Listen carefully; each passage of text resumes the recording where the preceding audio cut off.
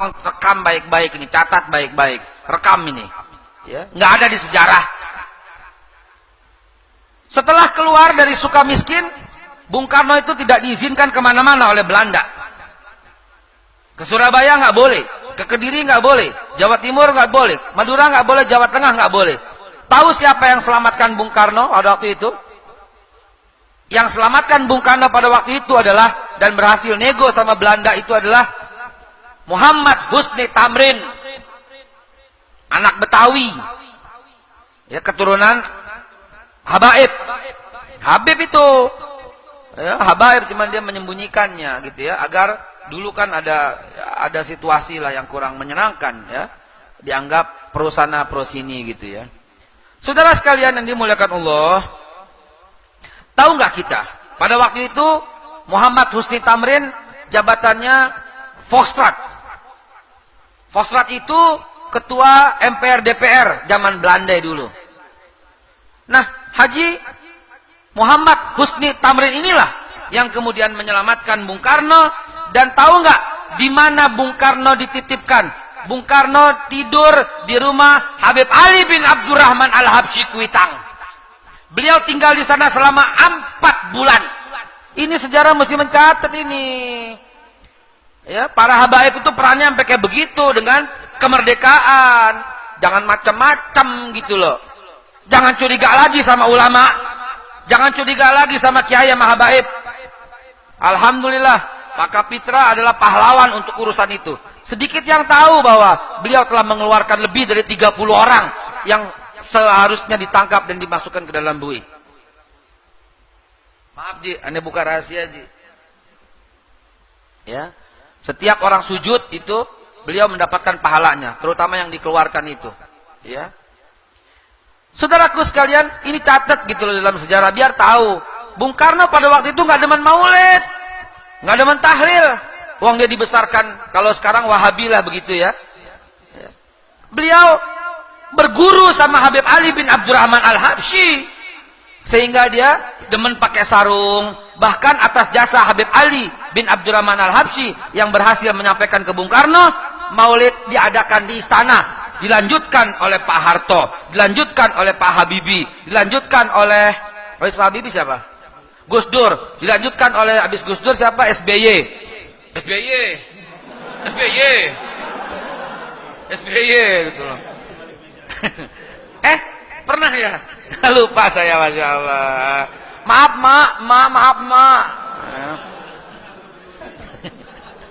Ya, SBY. Lalu kemudian sampai sekarang tuh jasanya Habib Ali bin Abdurrahman Al-Habsyi yang membuat maulid di istana pada waktu itu. Dan karena Bung Karno yang pada waktu akhirnya suka dengan maulid. Nah, ini membekas pada jiwa Bung Karno. Jadi antum ketahui setiap apapun Bung Karno pasti minta nasihat dari Habib Ali bin Abdurrahman Al-Habsyi, guru utamanya. Sehingga jasa Habib Ali bin Abdurrahman Al-Habsyi terhadap kemerdekaan luar biasa. Bung Karno lagi gamang, merdeka jangan, Jepang menjanjikan, bahkan Jepang mendirikan Dokuritsu Jumbai Chusakai, ya, yaitu BPU PKI, Badan Persiapan Usaha Kemerdekaan Indonesia, yang akan merdeka tahun depan. Kalau nggak kita tahun 46 merdeka, karena Habib Ali bin Abdurrahman Al-Habsyi lah berkata pada Bung Karno, merdeka sekarang merdeka. Bilangin, sekarang merdeka juga. Maka pemuda pun akhirnya terjadi kisruh, menculik Bung Karno ke Rengas Dengklok, dan tersusunlah teks proklamasi. Dewan Dakwah Islamiyah sekarang sedang menyusun sebuah sejarah baru yang harusnya dibacakan Bung Karno pada waktu itu bukan proklamasi kami bangsa Indonesia, bukan lagi dibongkar sejarah. Harusnya Bung Karno mengucapkan teksnya itu bukan itu. Yang harusnya diucapkan adalah bahwa sesungguhnya kemerdekaan itu adalah hak segala bangsa. Oleh karena sebab itu, penjajahan di atas dunia harus dihapuskan karena tidak sesuai dengan pri kemanusiaan dan pri keadilan. Dan perjuangan rakyat Indonesia telah sampailah kepada saat yang berbahagia dengan selamat sentosa mengantarkan rakyat Indonesia ke depan pintu gerbang kemerdekaan Indonesia yang merdeka, bersatu, berdaulat, adil dan makmur.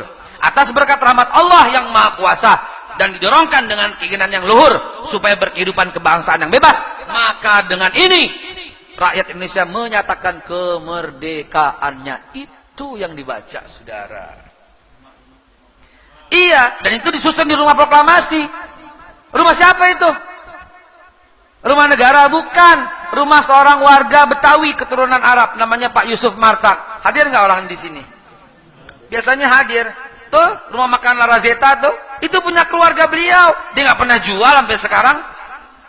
Ayahnya ya, itu nggak pernah jual, dihibahkan. Loh, banyak yang berjuang selain dua organisasi itu. Dan belum cukup sampai di sana ceritanya, saudara.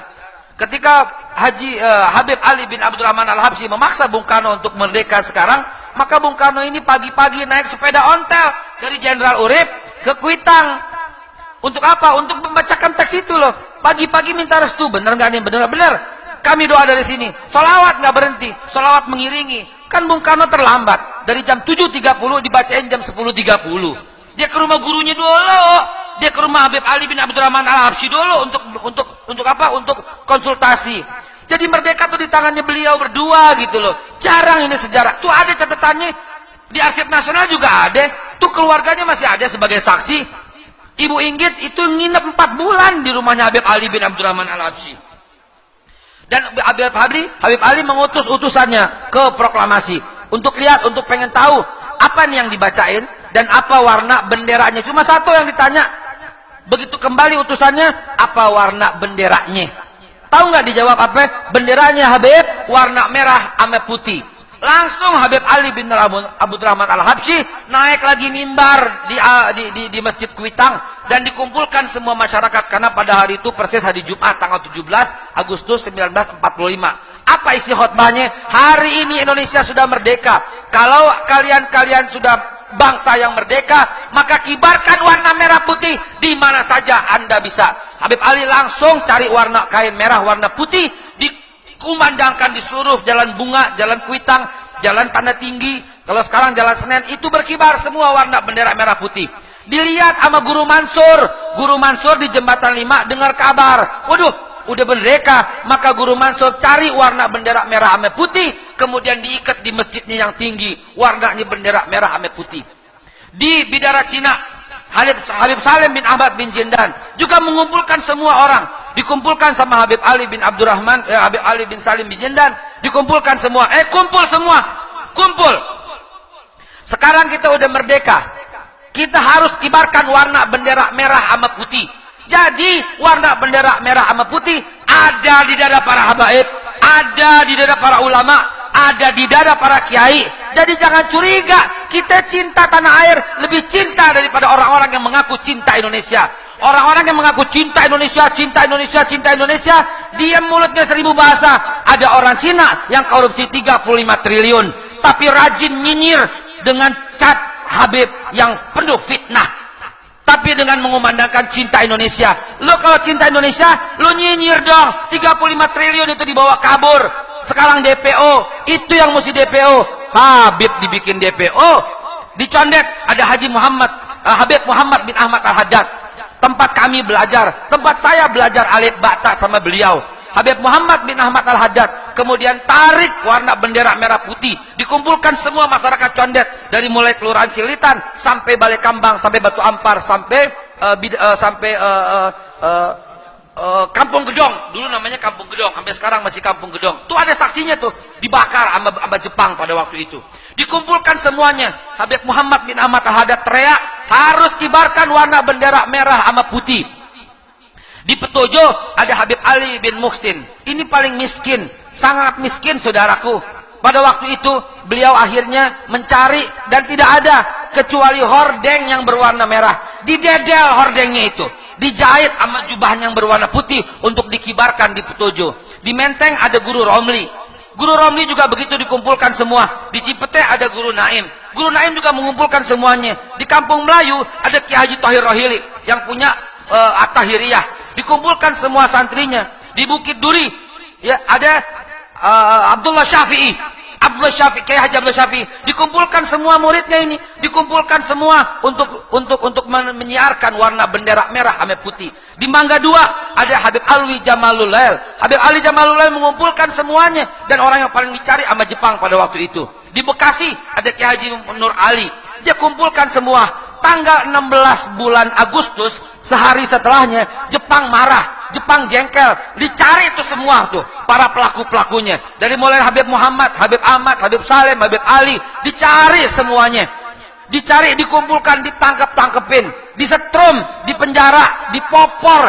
Palanya Habib Ali bin Abdurrahman Al-Habsyi itu bocor berdarah-darah, nggak putus darahnya sampai dia kembali ke Kuitang, saudara.